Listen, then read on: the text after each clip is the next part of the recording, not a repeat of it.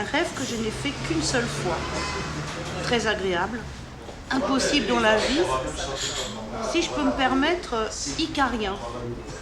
Le décor est flou. J'étais debout et je mettais mes bras le long de mon corps. Je serrais les poings. Je faisais une traction vers le haut. Je m'envolais. D'abord à l'horizontale, ensuite à la verticale, et je survolais le paysage, toujours flou. Ça m'est arrivé plusieurs fois dans le rêve, mais je me suis réveillée, un petit peu déçue, mais tellement enthousiaste d'avoir connu la vie d'Icare, ouais, mais sans me brûler les ailes.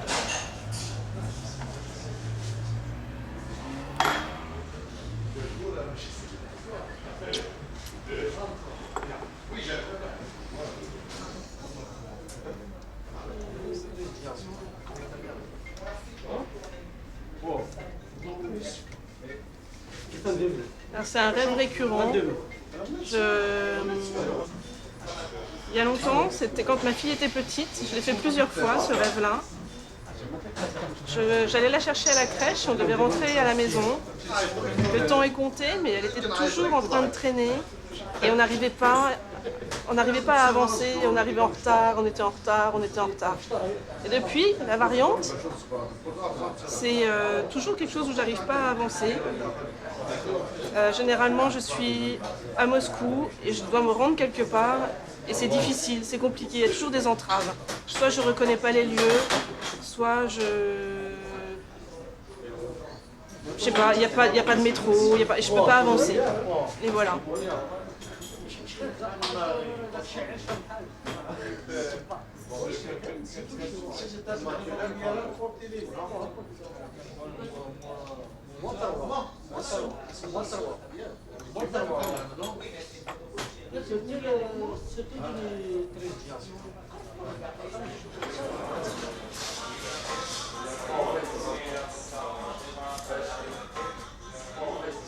Alors en fait, le rêve le plus beau que j'ai fait, c'était un rêve dans lequel il n'y avait pas vraiment de contours, de limites bien définies. C'était, tout se passait dans une espèce de grande lumière dans laquelle moi-même j'étais baignée. Moi-même, je ne voyais pas mon corps, mais je savais que j'étais là. Et je savais qu'il y avait des présences extrêmement bienveillantes qui me parlaient et qui me disaient qu'elles allaient m'aider à quoi, je sais pas. En tout cas, c'était un rêve qui avait rien à voir avec tous les autres rêves que j'avais pu faire dans la forme déjà. Parce que d'habitude, on rêve qu'on est à un endroit bien précis, qu'on fait des choses bien particulières, on voit des gens avec des dessinés bien clairement. Et là, c'était pas le cas. C'était juste je baignais dans une espèce de lumière bienveillante avec des présences bienveillantes qui étaient là autour de moi. Je ne me l'explique pas, mais c'était le plus beau rêve que j'ai jamais fait. Voilà, c'est pour ça que je voulais en parler un petit peu, et c'est difficile d'en parler en même temps parce que ça correspond tellement à rien de concret et je ne sais pas comment l'analyser. D'habitude, j'analyse mes rêves et celui-là, je ne sais pas. En tout cas, c'est un rêve qui fait pas de mal. Voilà, surtout par les temps qui courent, ça fait pas de mal d'avoir un peu de lumière et de bienveillance et de choses positives. Voilà.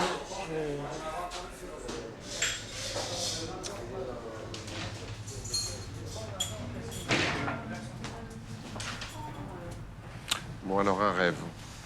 Voilà, je vais demander de raconter un rêve qui m'a marqué. Alors, c'est vrai qu'on en fait beaucoup et c'est assez étonnant. En tout cas, moi, c'est une sensation.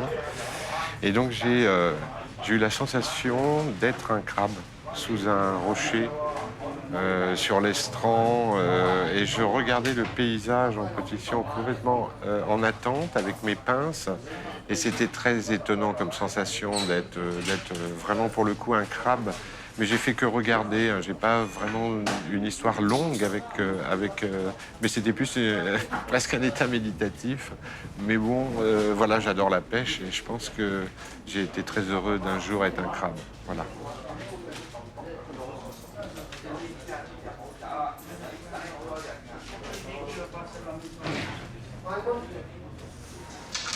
Pour un insomniaque, le privilège du rêve, c'est d'abord le sommeil.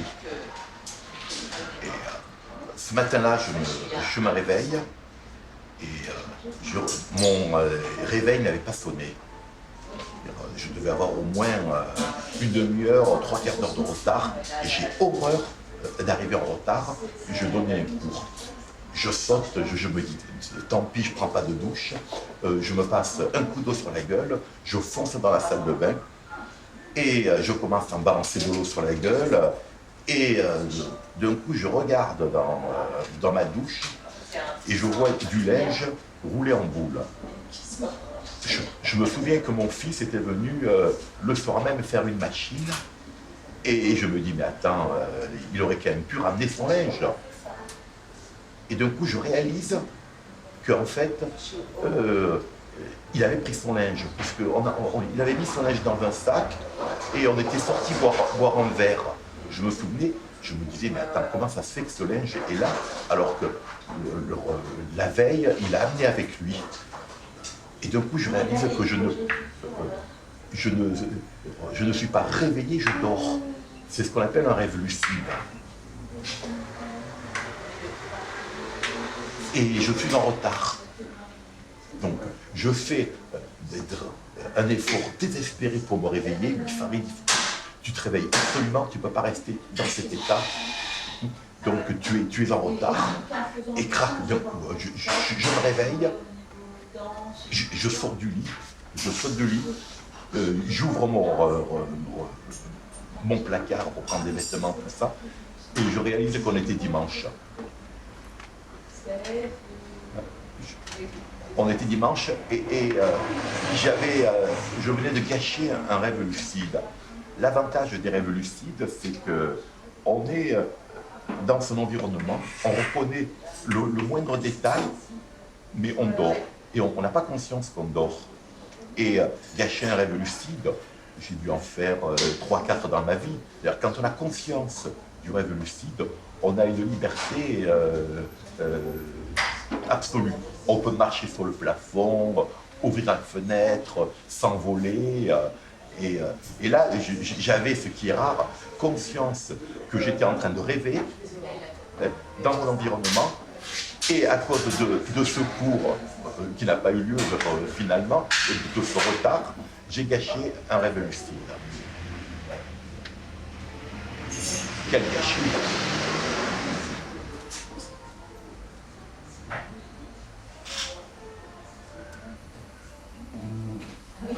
Moi, mon rêve, j'ai rêvé que j'étais chez le médecin. Il était en train de me sculpter, j'étais à poil, j'étais en slip dans son cabinet. D'un seul coup, la porte s'ouvre et apparaît une femme assez voluptueuse. Et le médecin la regarde, il la laisse rentrer bizarrement, alors que je suis là en slip. Et il me dit « Rhabillez-vous, on va bouger ». Donc je me rhabille docilement. Et le médecin, la fille et moi, on quitte le cabinet médical, on monte dans la voiture du Toubib et on se met à rouler. On roule et je dis mais où va-t-on? Il me dit on va voir une exposition. Je fais ah bon? Ah bien. Et plus on roule et plus je me dis mais comment je vais faire moi pour rentrer après? Et on arrive, c'est en banlieue, je ne sais pas où c'est comme une salle de cinéma à peu près l'entrée. Et on rentre et là il y a dans la salle, dans le hall plutôt, il y a des gens qui attendent. Donc on se joint à eux, je regarde et je vois des blocs en pierre. C'est ça l'expo, c'est des parpaings, je ne comprends pas très bien. À un moment dans mon rêve, tous les gens vont dans la salle. Et moi je me retrouve seul, je ne sais pas où est passé le médecin, je ne sais pas où est passée la nana qui avait des allures de grosse vache. Et je me dis, j'ai rien à foutre ici, je ressors de la salle et je suis dans un endroit banlieusard désertique et je marche, les voitures passent à côté, je me dis, il y a bien un bus, il y a bien qu'un taxi, quelque chose qui va s'arrêter. Rien ne s'arrête, finalement je fais signe, il y a un bus qui s'arrête, je monte dans le bus. Avec le bus on roule, je pense qu'on retourne vers Paris. et d'un seul coup, le bus tombe en panne. Tous les gens descendent du bus sauf moi. Et sur les côtés, il y a des barreaux horizontaux. Et j'ouvre la fenêtre et par la force des bras, je fais avancer le bus et je ramène le bus comme ça jusqu'au dépôt. Et dès qu'on arrive au dépôt, il y a tous les chauffeurs des bus et les contrôleurs qui sont là, qui m'attendent, qui me regardent, qui m'applaudissent et qui me prennent en photo. Et un des flashs me réveille. Voilà mon rêve. Désolé du peu.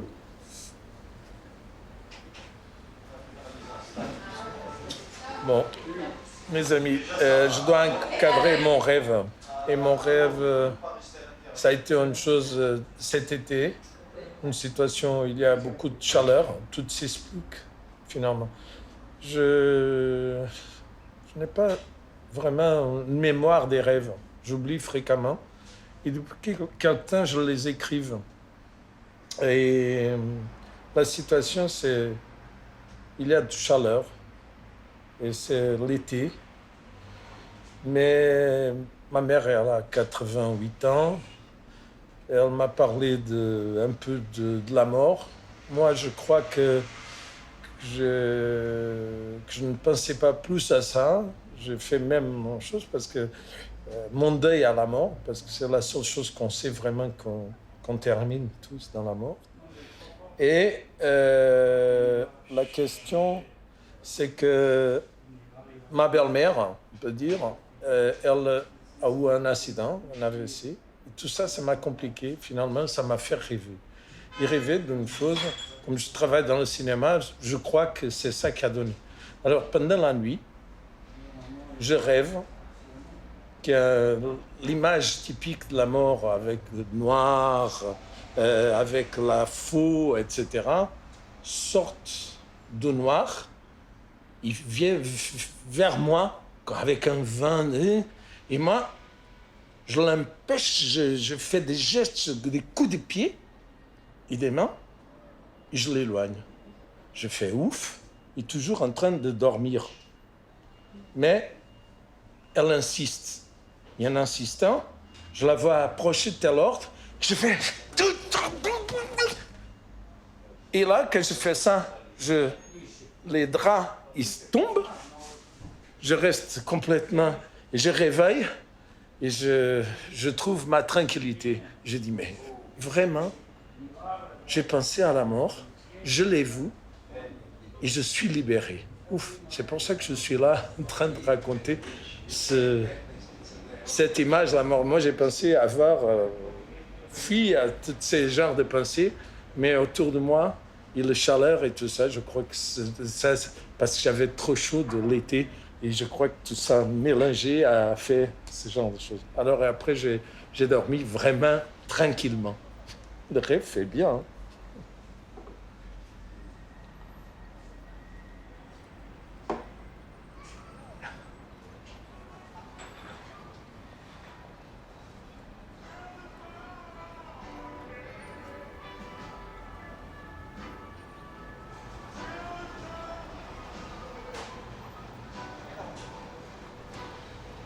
Bon, alors un matin, au réveil, j'ai eu un rêve assez extraordinaire et je vais vous le raconter tel que je l'ai vécu. C'est-à-dire au réveil et brillant comme un avion en aluminium qui est au soleil. Je suis commandant d'un gros avion de la dernière guerre. Évidemment, ça ne servait pas qu'à faire des choses très gentilles et je suis complètement défoncé. Enfin, mon avion est complètement démoli. En rentrant d'Allemagne, à tel point que j'ai plus de poste de pilotage. La seule chose positive, c'est que mon équipage est sain et sauf. Mon avion, c'est un Lancaster, un bombardier énorme. Il n'a même pas pu aller déposer ses engins de mort à Dresde ou ailleurs, et je ne sais pas où je suis. Ça doit être en juin 1944. Et, comme je ne sais pas où je suis tout de même ennuyé pour rentrer. je vole encore un peu, j'ai 2 moteurs arrêtés, un 3e qui fume sévèrement et qui brûle de temps en temps, et puis le 4e qui tourne un peu et qui me traîne dans un paquet de nuages effroyable. Et tout d'un coup, je vois une fissure dans les nuages et je découvre que je suis au-dessus de Paris. C'est tout de même une bonne nouvelle parce que je découvre que je suis au-dessus de Paris, donc je sais où je suis, je découvre l'axe que j'ai, je sais que je vais pouvoir rentrer. Enfin, je pense que je vais pouvoir rentrer. La mauvaise nouvelle, c'est que je suis vraiment très bas. Mon avion, il n'est qu'à un quart, mais je vois les gens se déplacer, les lumières se déplacer dans le Paris nocturne. Et évidemment, 3-4 heures du matin. Et puis les nuages se referment. J'en profite pour dire à mon équipage qu'il n'y a plus grand-chose à faire, qu'on n'a même plus besoin des parachutes, mais qu'on va essayer de se poser dans la Beauce. Parce que là, au moins, il y a de quoi. Quelques minutes plus tard, enfin, dans ma tête, à mon avis, dans mon rêve, c'est des dizaines de centièmes de secondes. Quelques minutes plus tard, j'ai une autre vision, et là, je suis au-dessus de l'avenue de Paris, à Versailles. Et dans l'axe du château, mais alors très très bas, si ça continue, je vais me poser dans la chambre du roi. Désagréable. Alors, dans un effort extrême et ultime, j'arrive à manipuler le manche pour passer au-dessus de l'orangerie. À gauche. Je sais pas comment j'ai fait, hein. D'ailleurs, c'est pas très réaliste. Et puis après, bon, je sais que je vais plus voler très longtemps. Et la seule partie bien plate qui s'offre à moi, c'est le Grand Canal. C'est le bassin magnifique de Versailles. Et à ce moment-là, je décide d'atterrir dans le bassin de Versailles. Je pose mon avion dans l'eau, il est plein jusqu'à ras-bord, mais il est tout de même bien éteint. Mon équipage et moi, on se barre par l'aile gauche qui dépasse. On en a profité pour découper toutes les statues parce qu'il n'y a pas de problème. La Révolution, elle passe là. Hop, terminus. On voit arriver des braves piou-piou de 70 ans qui ont mon âge, allemands avec une camionnette. On fonce, on se les ficelle, on les met dans le buisson et on se barre à travers l'INRA qui n'existait pas encore à ce moment-là. Par rapport et on va vers Chartres. Une fois arrivé à Chartres, et c'est l'atterrissage final, on se dit bien qu'il est 5-6 heures du matin, qu'on ne rentrera sûrement pas en Grande-Bretagne, mais qu'on va aller se planquer dans la tour des Blés, ou la tour, oui c'est ça, la tour des Blés, où il y a des travaux et qu'on verra bien ce qui se passe. Et c'est là que mon rêve s'arrête. Mais en tout cas, je crois que je suis le premier et le dernier à avoir atterri dans le Grand Canal de Versailles. Évidemment, il y a eu des éclaboussures, mais je pense pas qu'on y retrouvera du matériel que j'ai perdu. Voilà mon rêve. C'est fou, hein? Et ça m'a bien amusé. Bon. Tout va bien. Ah ouais.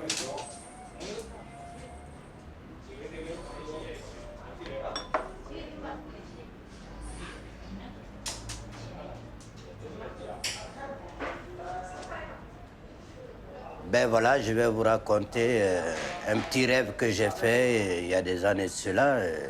Ça m'avait tellement angoissé que je ne savais pas quoi faire. Le lendemain, quand je me suis réveillé, j'ai essayé de réfléchir sur le pourquoi. C'est-à-dire que je grimpais, je me suis vu en train de grimper sur une échelle, sur des étages comme ça. Et puis, à un moment donné, je me suis dit, mais qu'est-ce que je fais là ? Et je regarde l'échelle et je regarde l'état sur lequel je me trouvais. En plus, je regarde en bas, c'est comme si j'étais en haut d'une gratte-ciel.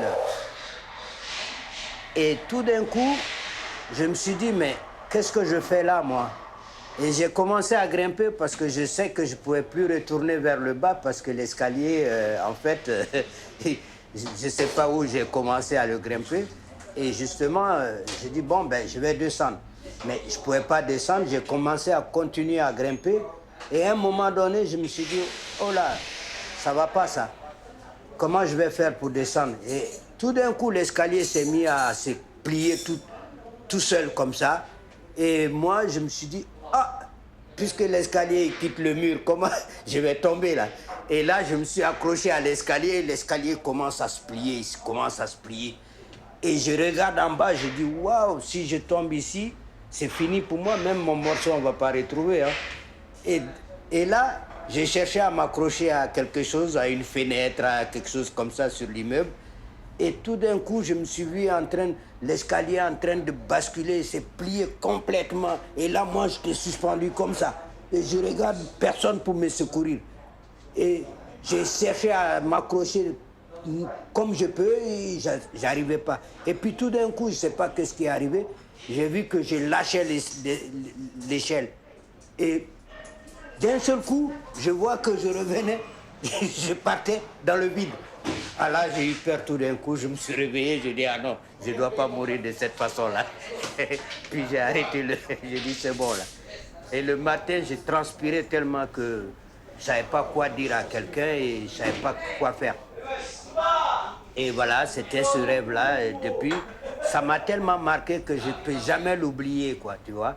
Voilà.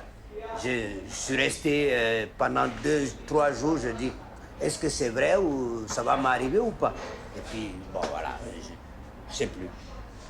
Ouais, il y a des rêves comme ça, c'est des cauchemars pour moi qui me sont arrivés. Ben, comme par exemple, une fois aussi, j'ai fait un cauchemar. J'allais à la plage pour nager.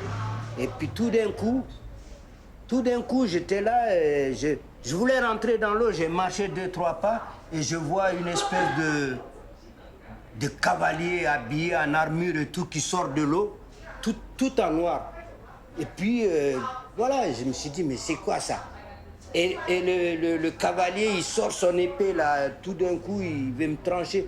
Et je tourne, j'appelle mes amis avec qui j'étais à la plage, je ne voyais personne. Ah, je dis, mais c'est pas vrai. Et j'ai commencé à courir. Mais ce rêve, ce cauchemar-là, en fait, je crois que c'était à la mort de mon père, quoi. Et puis, je dis, mais comment, il veut me faire du mal ou quoi? Pourquoi j'ai fait des rêves comme ça? Ben voilà, c'est des histoires comme ça. C'est des choses qui m'ont marqué. Et jusqu'à aujourd'hui, je n'arrive pas à les oublier parce que c'était des cauchemars que je ne comprenais pas du tout. Voilà. C'est à peu près ça, quoi. Il y en a beaucoup comme ça, des cauchemars que vous appelez des rêves, mais pour moi, c'est peut-être des cauchemars parce que ce n'est pas de la prémonition, parce que jusque-là, à cet âge-là, je n'ai pas encore vu ces trucs-là m'arriver, mais quand même, j'y pense toujours, quoi. Voilà. Voilà.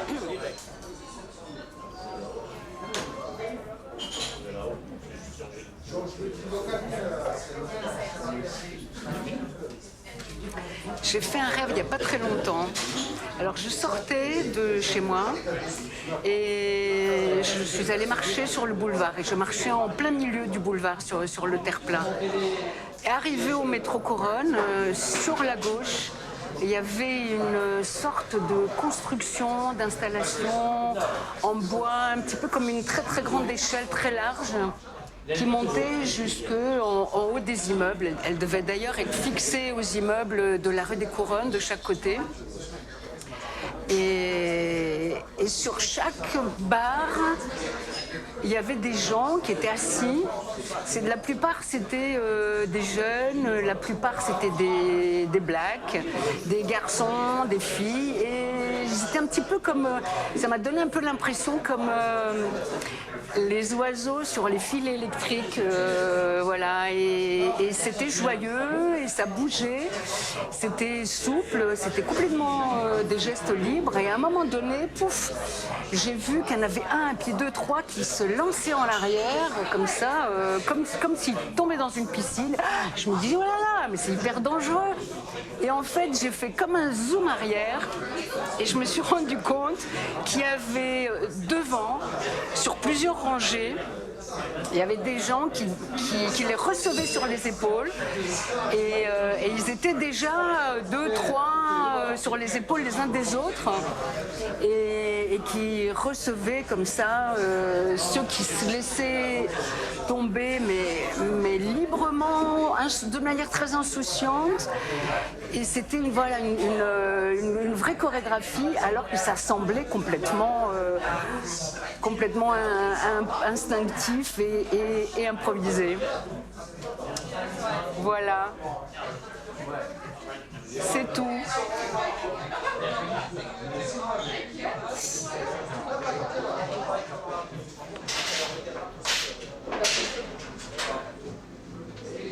C'est un rêve que je fais souvent. Je me retrouve dans une maison qui me semble familière. Je ne sais pas vraiment ce qui s'y passe, mais j'ai l'impression de la connaître. Et puis d'un coup, quand je cherche à sortir, je ne trouve plus les portes. Puis je réfléchis bien, j'essaie d'en trouver une. C'est le vide derrière. Donc je reviens en arrière, tout à coup. J'ai peur, en fait. C'est plus des rêves très inquiétants. Où je reviens en arrière, je me perds. Il y a beaucoup d'escaliers, des couloirs. Je descends, je remonte. Et à chaque fois que je trouve une porte pour sortir, souvent c'est des portes qui longent, sont tout autour de la maison et qui donnent dans le vide, comme si j'étais sur une falaise. Et je reviens en arrière, je reprends une deuxième porte et apparemment ça se passe toujours de la même façon. Et quand je saute, j'ai très peur, j'ai l'impression que je vais tomber. Et en fait, j'atterris sur mes jambes ou dans de l'eau et je commence à presque pédaler dans la semoule ou faire des très grands pas où je vais très très loin. Et ça se termine souvent là parce que ça me fait très peur.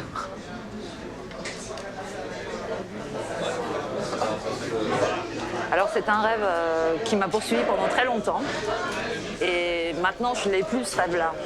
Mais pendant des années, je le faisais quasiment tous les mois. En fait, c'est un rêve qui se passe dans une ville, mais je ne sais pas quelle ville c'est. Peut-être c'est Amiens, ma ville de naissance, peut-être c'est Belleville, peut-être c'est Barcelone, je ne sais plus très bien. Ça se passe dans un quartier un peu secret. Et quand on entre dans ce quartier, il n'y a plus de location, il n'y a plus d'argent, il n'y a que des gens qui vivent là librement, qui ne payent pas de loyer. Il y a des jardins, il y a des animaux, des gens qui ne travaillent pas, qui font de la musique, qui font de la danse, qui font aussi un peu de la politique peut-être. Et à chaque fois que je me réveillais, je cherchais sur la carte où ça pouvait être. Et je l'ai trouvé peut-être dans un voyage en Grèce récemment, avec Charia, ou dans certains squats, en grande banlieue. Voilà, c'est ça le rêve.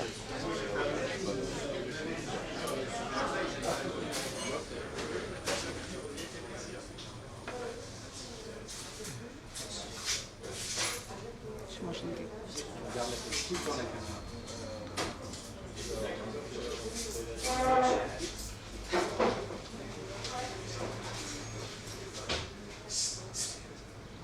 Donc je suis dans une grande pièce, toute noire, et je me rends compte que je suis dans une très grande pièce, dans une très grande salle, mais cette salle est une mer, une grande mer noire de jet, un noir un peu oriental, un noir bleu nuit. Et en fait, cette chambre, cette pièce, se transforme en bateau. Un immense bateau blanc, un paquebot, et j'essaie d'escalader ce paquebot pour sauter dans cette mer immense qui est noire. Et en fait, la distance qui se situe entre le bateau et la mer est tellement immense que j'ai besoin de prendre un escalier géant, tout blanc, très très haut, qui me terrifie, et je suis obligée de sauter. Et au moment de sauter, une angoisse imparable me prend les tripes et je ne peux pas sauter. Et en fait, ce bateau se transforme en vague énorme, mais ce qui m'angoisse le plus, c'est cette mer profonde. C'est entre un tableau surréaliste, hyper angoissant, néo-réaliste, quelque chose d'abominable, d'incontournable et d'insoutenable. Et en fait, c'est quelque chose qui m'anéantit, qui me fait peur et qui m'attire en même temps. Et quand je me réveille de ce rêve, je ne sais plus où je suis, mais j'ai la sensation d'avoir pas pu aborder un espace qui me dépassait. Mais un espace de peur et un espace d'immensité. Ce qui domine, c'est la couleur bleu oriental. Quelque chose de profond, d'insondable et d'irrésistible. Mais quelque chose que je ne peux pas arrêter, mais qui me dépasse. Donc c'est la rencontre entre la nuit et le jour, ce bateau blanc qui est le bateau du voyage, des espoirs, de l'improbable, de l'inconnu, et cette mer immense qui fait peur, avec ce bateau aussi qui se transforme en vague. Voilà, donc je me réveille, je suis un peu abasourdie, je ne sais pas quoi faire, je suis un peu angoissée, mais en même temps c'est l'inconnu et c'est une impression de vide. Et comme quelqu'un qui aurait peur du vide, quelqu'un qui est sur une montagne et qui ne peut pas bouger et qui est saisi par cette absence de mobilité. Comme quand on est saisi par quelque chose qui vous dépasse, qui vous mange et qui vous attire en même temps. Donc ça, c'est un rêve qui m'a vraiment frappée.